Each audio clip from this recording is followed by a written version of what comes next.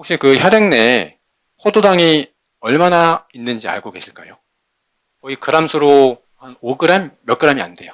정말 그 소량인데 그 소량을 가지고 이 온 혈액을 돌아다니면서 혈당을 높이기도 하고 낮추기도 하는 역할을 하거든요. 그래서 굉장히 소량인데 그 소량을 가지고 조금만 높아져도 고혈당이 되고 조금만 낮아져도 저혈당이 됩니다. 6월달에는 이런저런 일이 있어서 6월달에는 강의를 건너뛰고 7월달부터 다시 강의를 진행을 하게 되었는데요. 7월 1일 오늘 수요일인데 이 당뇨에 대해서 이야기를 해보려고 합니다. 제목은 보시는 것처럼 왜 내 혈당만 그대로일까?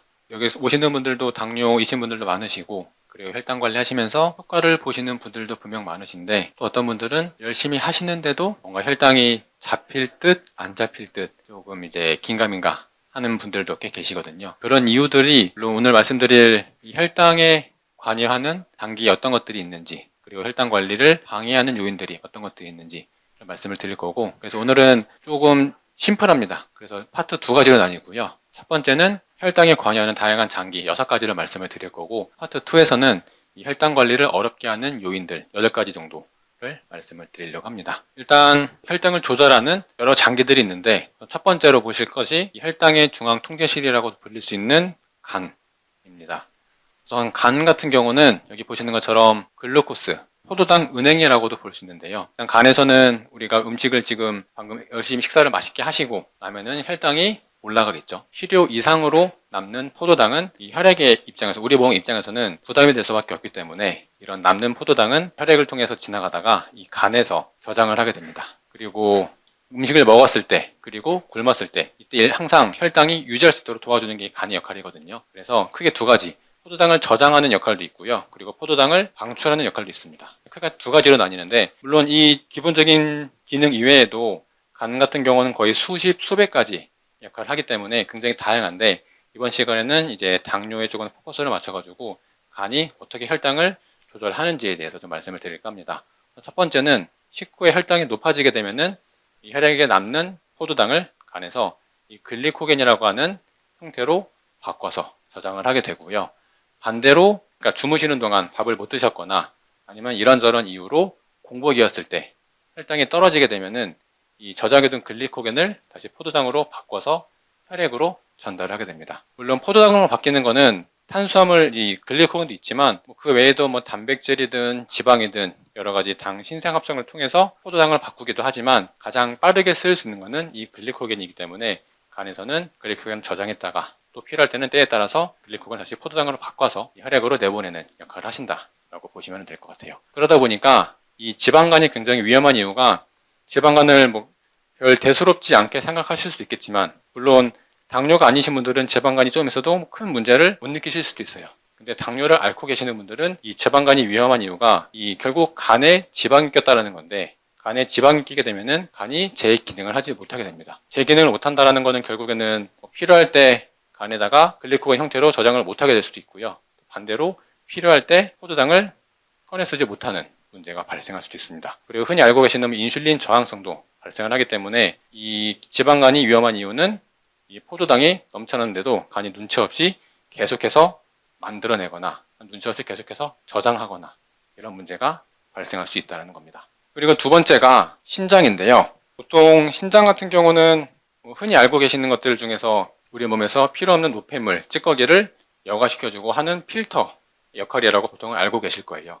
물론 그게 메인 기능이 맞지만 이미 여러 논문을 통해서도 이미 이전에 여러 자료들을 통해서 보시면은 신장에서도 포도당을 재합성하는 역할을 합니다. 물론 간보다는 그 기능이 조금은 비중이 적긴 하지만 신장 같은 경우도 공복 시간이 오랫동안 유지가 됐을 때 신장에서 포도당을 직접 만들어서 혈액으로 보내는 역할을 하고요. 그리고 보통 포도당이 또 신장을 통해서 걸러지는데 보시면은 이 SGLT2라고 하는 수송체가 있습니다. 얘네가 있기 때문에 우리 몸에서 이 혈액에서 소변으로 포도당이 빠져나가기 전에 신장에서 딱 잡아서 다시 혈액으로 보내주는 역할을 한다는 거죠. 그래서 보통 이 SGLT2가 당뇨 앓고 계시는 분들은 알고 계시겠지만 당뇨약도 여러 가지 약물들이 있습니다.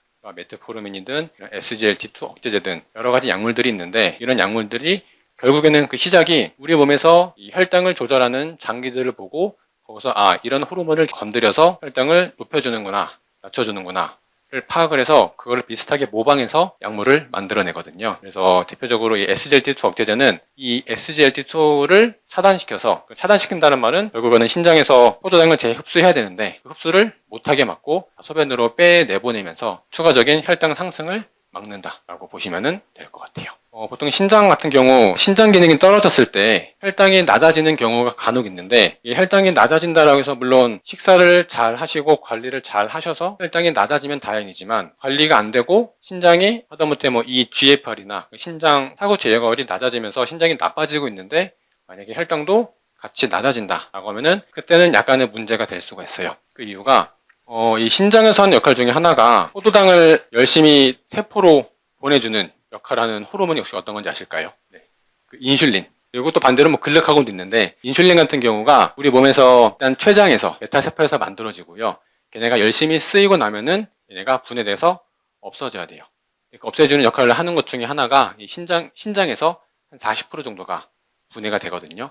근데 이 신장에 문제가 생기면은 인슐린이 제대로 분해가 안 되게 되고 그러면 혈액 내에 인슐린이 필요 이상으로 유지가 되겠죠. 인슐린이 그만큼 많다는 것은 혈당을 또 그만큼 떨어뜨릴 수 있다는 장점이기도 하지만 이게 필요 이상으로 쌓이게 되면은 오히려 저혈당을 유발할 수도 있기 때문에 혹시 신장이 나빠지고 있는데 혈당까지 낮아진다 라고 하면은 그게 좋은 신호로 볼 게 아니라 오히려 저혈당 쇼크를 일으킬 수도 있는 신호이기 때문에 보통 당뇨 환자분들이 혈액이 탁해지고 혈액이 끈적해지면은 가장 먼저 영향을 받는 부분이 신장이든 망막이든 조금 미세혈관들이 몰려있는 곳이거든요. 그래서 만약에 당뇨를 오래 앓고 계시고 혹시 신장에 조금 문제가 있다라고 들으신 분들은 혹시나 신장이 제 기능을 하고 있는지 항상 좀 눈여겨보실 필요가 있겠다는 거죠. 그 다음 세 번째가 췌장인데요. 어떻게 보면 췌장이 가장 대표적인 장기이기는 하죠. 인슐린을 분비시켜주고 글루카곤을 만들어주고 보통은 인슐린은 아마 혈당, 당뇨가 아니어도 한 번쯤은 들어보셨을 텐데 혹시 이 소마토스타틴이라는 것을 들어보신 분 계실까요? 보통 인슐린 같은 경우는 베타세포에서 분비가 되고 글루카곤은 알파세포 그리고 소마토스타틴은 델타세포라고 해서 분비가 돼요. 그래서 어쨌든 얘네 세 가지가 다 혈당과 연관이 있는데 간단하게 말씀을 드리면은 인슐린 같은 경우는 베타세포에서 분비가 돼서 흔히 알고 계시는 혈당이 높아졌을 때 분비가 돼가지고 세포의 문을 열어주고 포도당의 세포 속으로 잘 들어갈 수 있게끔 혈당을 낮춰주는 역할을 한다라고 보시면 되고 반대로 글루카곤은 알파세포에서 분비가 되는데 얘는 인슐린과는 반대로 혈당이 낮았을 때 간을 자극해서 열심히 포도당을 만들라라고 신호를 줍니다. 혈당을 높여주는 역할을 하신다라고 보면 되고요. 반대로 소마토스타틴은 인슐린을 높여주는 것도 아니고 낮추는 것도 아니고 인슐린이랑 글루카곤이 제 기능을 할 수 있게끔 그리고 얘네들이 너무 급하게 분비가 되지 않게끔 하는 역할을 하는 거거든요. 그러니까 좀 말씀을 드리면은 우리가 밥을 먹었을 때 혈당이 급격하게 올라가면은 인슐린이 또 급격하게 상승하게 되겠죠. 그러면 당연히 일시적으로 혈당이 낮아지겠지만 너무 급작스럽게 혈당이 올라가다 보니까 필요 이상으로 인슐린이 분비가 되게 되면은 오히려 저혈당을 유발할 수가 있습니다. 이런 부분들을 우리 몸에서 조금 조절하기 위해서 약간의 좀 브레이크 역할을 하신다고 보면 돼요. 소마토스타틴이 있기 때문에 인슐린이 조금씩 잘 분비가 될 수 있게 도와주는 거고 반대로 얘가 있기 때문에 이 글루카곤이 또 제때제때 잘 분비가 돼서 혈당이 낮아지지 않게끔 유지하는 역할도 하신다 라고 보시면 될 것 같아요. 결국엔 소마토스타틴은 혈당이 너무 급격하게 오르지도 내리지도 않게 인슐린이랑 글루카곤의 분비를 조금은 억제시켜주는 그 역할을 하신다라고 보면 될 것 같습니다. 그리고 또 한 가지가 혈당, 당뇨에 관심 있으신 분들은 한 번쯤 들어보셨을 수도 있는데 이 한국인이 당뇨가 잘 걸리는 이유가 췌장의 크기가 서양인들에 비해서 좀 작기 때문에 당뇨가 유발되기 쉽다라고 말씀을 하시거든요. 물론 틀린 말은 아니지만 상담 받아보시면 아시겠지만 저희가 늘 경유차를 말씀을 드리고 휘발유차를 말씀을 드려요. 그러니까 자동차마다 기름이 정해져 있는 것처럼 결국 서양인과 한국인의 췌장의 크기가 다르다는 것은 그냥 그 서양인과 한국인이 가지고 있는 특징일 뿐이에요. 당연히 한국인은 동양인이기 때문에 췌장이 상대적으로 작을 수밖에 없고 반대로 서양인은 췌장이 조금 크다라고 알려져 있어요. 실제로 연구 결과들을 보면은 좀 작긴 한데 같은 나이, 같은 성별, 그리고 같은 BMI를 갖고 있는 사람들의 한국인과 서양인을 비교했을 때 실제로 서양인의 췌장의 크기가 훨씬 크다라는 겁니다. 그리고 생각해 보시면은 외국인들, 서양인들은 정말 저희가 봤을 때는 굉장히 고도 비만인데 의외로 당뇨가 없으신 분들도 많거든요. 그건 그만큼 체중이 크기 때문에 버티고 있다라고 보시면 되는데, 그렇기 때문에 저희가 또 반대로 생각하면은 우리나라 같은 경우도 과거에는 굉장히 밥을 많이 먹었어요. 검색해 보시면 아시겠지만 옛날 조선시대에는 정말 고봉갑이 정말 엄청난 양을 밥을 드셨는데 그럼에도 이 당뇨가 많이 없었거든요. 물론 그만큼 활동을 많이 하기 때문에 혈당이 낮아졌다는 건데, 그렇다는 거는 현대에 왔을 때 췌장의 크기는 똑같은데 왜 당뇨가 많아지냐? 당연히 삶이 편해지다 보니까 활동량이 적어지고, 그리고 음식도 그냥 예를 들어서 옛날에는 직접 가서 먹어야 됐다라고 하면은 지금은 그냥 핸드폰으로 클릭 몇 번이면은 배달로 오고, 그런 문제들이 있고, 그리고 식사 생활 습관도 점점 서양화되다 보니까, 그리고 또 한 가지는 이런 가공식품들 있잖아요. 이 달달한 것들, 밥 이외에 간식으로 드시는 분들이 계시다라고 하면은 그것 때문에도 혈당이 높아지고 당뇨에 걸릴 확률이 높아질 수밖에 없어요. 그래서 여기서 말씀을 드리고 싶은 거는, 당연히 췌장의 크기에 따라서 그 기능도 한국인이 서양인보다 췌장 기능이 떨어지는 게 맞습니다. 근데 떨어지기 때문에 안 좋다가 아니라, 한국인은 췌장의 크기가 작기 때문에 자동차로 비유하면은 레이나 그런 경차라고 보시면 되고, 반대로 서양인의 췌장은 크기 때문에 흔히 큰 SUV, 대형차 라고 보시면 돼요. 그렇게 봤을 때 소형차가 좋냐 대형차가 좋냐, 각각의 장단점이 있기 때문에 뭐가 좋다 안 좋다가 아니라 각각의 그 기능이 있고, 소형차는 그 나름대로의 메리트가 있고 대형차는 또 그런 나름대로의 메리트가 있거든요. 그래서 제가 말씀드리고 싶은 거는, 췌장의 크기가 작아서 문제가 아니라 그 작은데 소형차가 대형차처럼 빨리 달리고 싶어서 엔진을 너무 크게 단다거나 여기저기 튜닝을 하다 보면은 그 소형차가 그것을 감당을 못하는 거예요. 그러다 보면은 당뇨가 생길 수밖에 없다는 거죠. 아마 인터넷 찾아보시면 진짜 췌장의 크기가 작기 때문에 당뇨가 유발되기 쉽다라고 하는 것들이 꽤나 많이 있는데, 그 전에 내가 평상시에 생활을 어떻게 하고 계시는지 생각해 보시면은 어떨까. 그 다음 네 번째가 이 소장인데요. 소장 같은 경우는 일반적으로 알려진 상식 같은 경우는 우리가 먹은 음식이 위를 통해서 소장을 통해서 소화 흡수돼가지고 혈액으로 영양소를 공급하는 그 관문 역할을 하신다라고 보면 되는데요. 그 외에도 역할을 하는 것 중에 하나가 인크레틴 GLP-1이라고 하는 호르몬을 분비합니다. 우리가 지금 밥을 먹으면은 이제 이 소장에서 밥을 먹었구나, 그러니까 인슐린을 분비해야 돼 라고 미리 췌장에다가 알려주는 겁니다. 그래서 우리가 밥을 먹을 때 제가 꼭 말씀을 드리는 게, 잘 씹어서 드셔라 라고 말씀을 드리거든요. 그러니까 잘 씹어야지 그만큼 우리 몸에서 미리미리 인슐린이 대기하고 있다가 필요에 따라서 인슐린을 분비해서 혈당을 조절할 수 있다는 겁니다. 그래서 덜 씹거나 아니면 좀 귀찮다고 밥이 아니라 쉐이크나 가볍게 액상으로 드신다 라고 하면은 소화는 잘 되는 것 같지만 우리 몸에서는 소장도 그렇고 췌장에 부담이 될 수밖에 없어요. 그러니까 보통 쉐이크로 드시게 되면은 밥 2공기 드실 양을 밥으로 먹으면은 그래도 한 5분, 10분 씹어야 되거든요. 그걸 쉐이크로 드시면은 그냥 빠르면은 1분, 30초 그냥 쑥 넘어가게 돼요.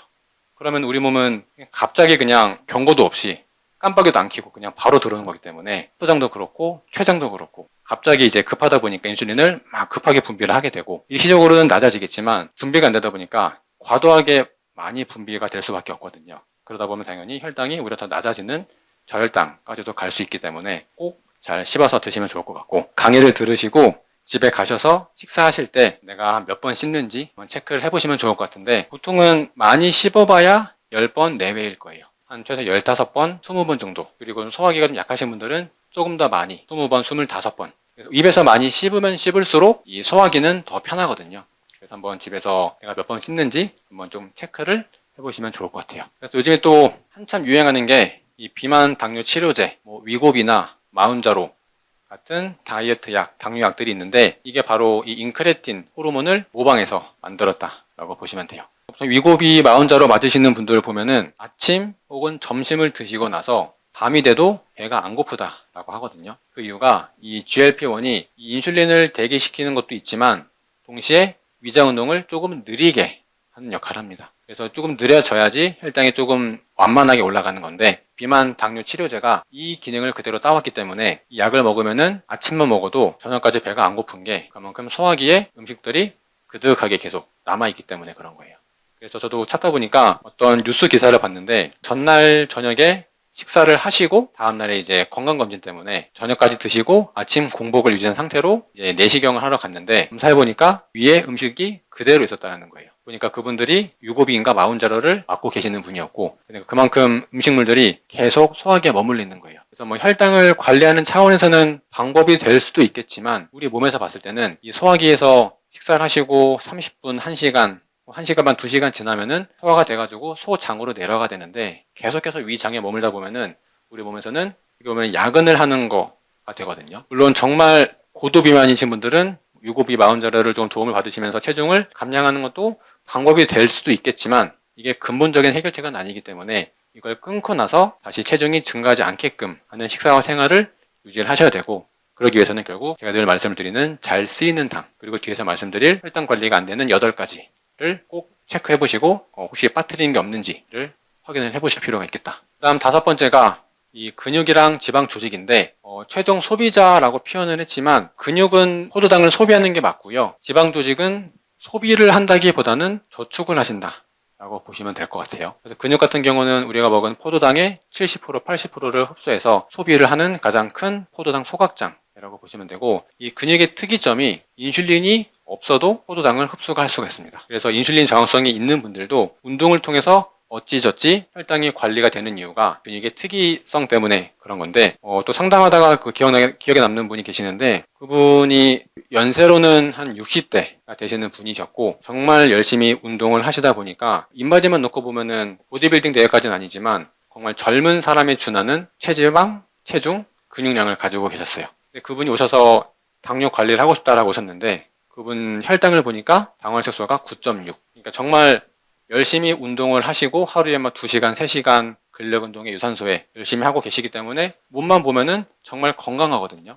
물론 운동을 그만큼 하셨기 때문에 그 정도로 유지했을 수도 있는데, 제가 말씀을 드리고 싶은 거는 운동을 통해서 이 근육을 사용해서 혈당을 낮추는 것도 물론 도움이 됩니다. 근데 그것도 어디까지나 한계가 있기 때문에 근본적으로 식사를 바꾸셔서 내 몸이 잘 쓰일 수 있는 포도당 음식을 드시는 게 가장 중요하다라는 거고요. 그리고 지방 조직 같은 경우도 쓰고 남은 포도당을 중성지방 형태로 바꿔서 저장을 합니다. 문제는 지방세포가 너무 많아지게 되면은 지방세포 내에서 사이토카인과 같은 염증성 물질을 분비를 하다 보니까 인슐린 저항성이 생길 수밖에 없고, 또 이런 세포에서 그 여성 호르몬, 유사 여성 호르몬이 또 분비가 되다 보니까 문제가 생길 수가 있어요.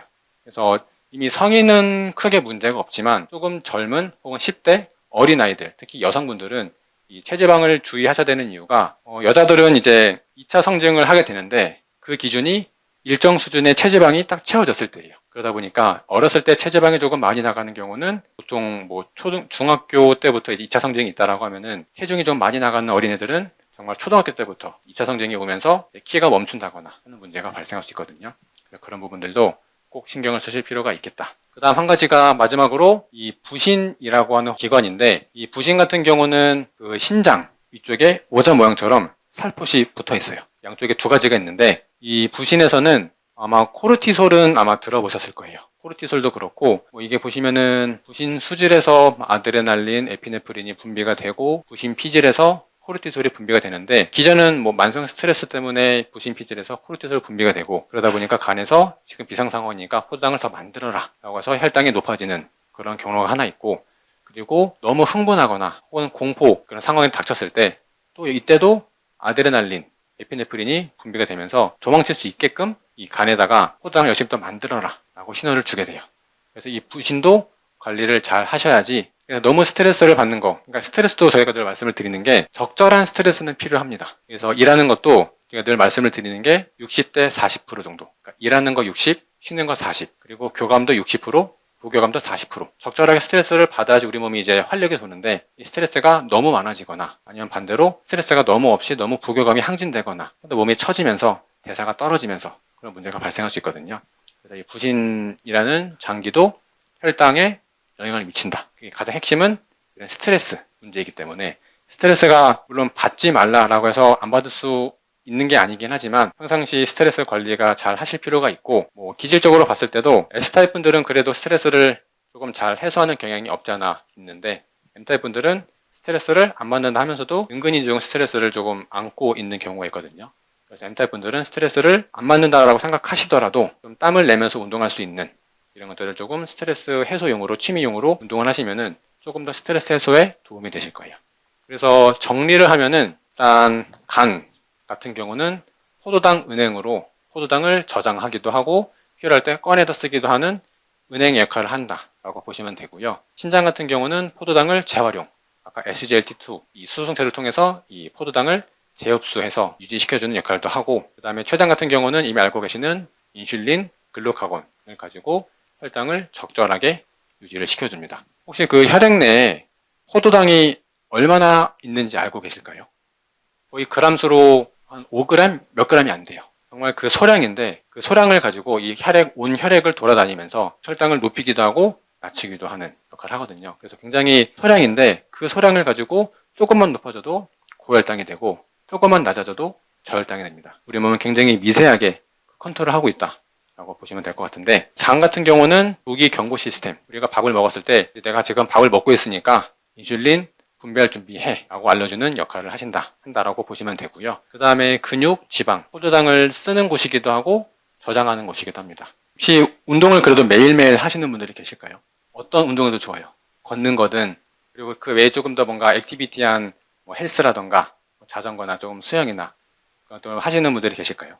일단 혈당 관련돼서 가장 중요한 건 음식이지만, 또 두 번째로 신경 쓰실 게 이 근육을 적절하게 키워주시는 거고요. 근육이 또 안타까운 게 한 30살 지나면은 그때부터는 1년에 1%씩 계속해서 줄어든다라고 해요. 그렇기 때문에 30살까지 최대한 근육을 만들어 놓고 떨어지지 않게끔 유지를 하시는 게 좋고, 이미 30살이 넘었다 라고 하면은, 저도 30살이 넘었기 때문에 근육이 빠질 일만 남았거든요. 그래서 열심히 운동을 매일은 아니지만 일주일에 한 번, 두 번 헬스장 가가지고 운동을 하고 있는데, 운동을 그래서 헬스장에 못 가시더라도 적어도 일단은 식사하시고 가볍게 걷는 것만이라도, 점심이든 저녁이든 식사하시고, 보통 이 혈당 스파이크를 찍는 그 피크 타임이 식사하시고 나서 한 2, 30분 정도 되거든요. 그래서 식사를 하시자마자 앉아 계시기보다는 꼭 밖에 나가서, 혹은 그냥 그 드신 공간이 있으면 거기서 그냥 가볍게 걸어도 괜찮으니까요. 걷는 것도 하나의 운동이니까 꼭 신경을 써주시면 좋을 것 같습니다.